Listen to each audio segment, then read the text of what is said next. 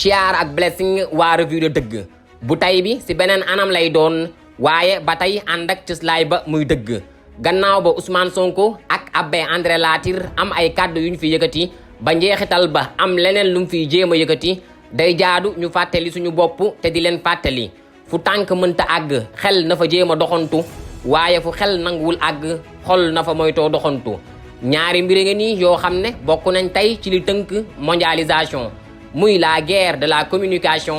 et la guerre par procuration. Communication mën na am yeete jàngale et par conséquent jaamu yàlla alors que guerre de la communication objectifam mooy la manipulation de la masse à des fins de positionnement stratégique et de domination de l'opinion publique. day des nag ca askan wa koy taataan mu am fulla tey xeltu ànd ak fayda tey saytu xam-xammee ràññee tey settantal ànd seeg ndimbalu yàlla ba kenn du ko mën a manipuler. Martin Luther King leader du Black Civil Rights Movement ca États-Unis jamono ju muy nekk ci mission bi daf daan wax ne am noon bu nitee moo ma gënal am farandoo bu dofee su ma ko sañee forom fàcce dama naan bul bëgg nit ba lépp lu mu wax mbaa def nga ne gongo boobaa dimbaliwoo sa bopp te dimbaliwoo ko waaye tamit bul bañ nit ba lépp lu mu wax mbaa def nga ne baaxul boobaa tamit dimbaliwoo sa bopp te doo dimbali kenn bu la yàlla nattoo nag nga nekk porteur de voix dans quelconque domaine war ngay xool la ngay wax na nga koy waxee ak fa nga koy waxee ndax ñàkkul ci penc mi ay tëll marajax ak ay shayatin yoo xamante ne fuñ déggee wax dinañ ko déformer ngir mu jur yàq te ñëpp amuñu capacité d'interprétation pointue encore qu'il y a une certaine presse sans éthique ni déontologie. La guerre de la communication dafa nekk ci tëstanu guerre par procuration maanaam ay réew jote fexe ba yóbbu seen xeex ci beneen terrain d'opération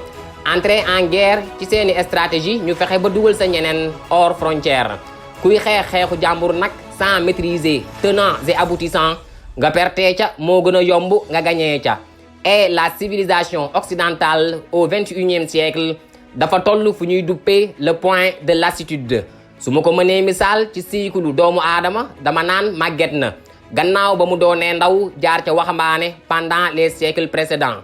tey nag avancement bu mu mënti am sur le plan technologique militaire et économique taxul mu mën a tee positionné wu en tant que civilisation salvatrice dominatrice ou tête de gondole de la civilisation humaine li ko waral bari na gannaaw tey réew bu ca nekk te ñëm daf kaa doyub yenn nationalisme ak protectionnisme di gën di sampu maanaam sama bopp ma la gënal du bañ naa la accentué par le facteur démographique mais aussi et surtout le déséquilibre de la globalisation économique. Continent Afrique ak Moyen-Orient bokk nañ ci les cibles prioritaires pour un repositionnement de la civilisation occidentale ndeem continent Asie rëcc na leen ba faaw te civilisation nasaraan gëm gi mu gëm ne moo war a dominer àdduna ba faaw jaral na ko fépp fu mu fekk xal daa di koy soppi daay et pour eux tous les moyens sont bons. Je répète, pour eux, tous les moyens sont bons. gannaaw ba njiitu réewu Iran ba woon Ebrahim Raisi faatoo 19 mai 2024 nee nañ yaay ci accident hélicoptère Iran doon tabb njiitu réew bu bees 30 juillet 2024. Des leaders du Moyen-Orient daal di fay teew et parmi eux l'ex-premier ministre de la Palestine en 2006 Ismaël Haniyeh nekkoon également chef du bureau politique du Hamas depuis 2017 moom lañ fa rayee 31 juillet 2024 te lañ ko rayee ñu ngi ko tiré hors frontière Iran. La question est la suivante réew mu toll ni Iran un acteur majeur du Moyen-Orient avec tout son arsenal sécuritaire un acteur de l'armement nucléaire un cas d'épine sous le pied de la communauté internationale un acteur majeur de la géopolitique mondiale moom lañ mën a infiltrer ba rayee fa un ex-premier ministre leader du Hamas.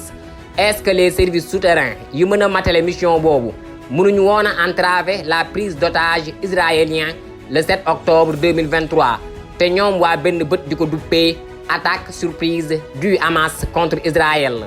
Impossible n'est pas Jack Bauer et par conséquent impossible n'est pas américain. yéen ñi tàmmoon a seetaan 24 heures chrono xam ngeen ne Jack Bauer attan na laa bàyyi nga dugg këram di kidnappé yaayam doomam jabaram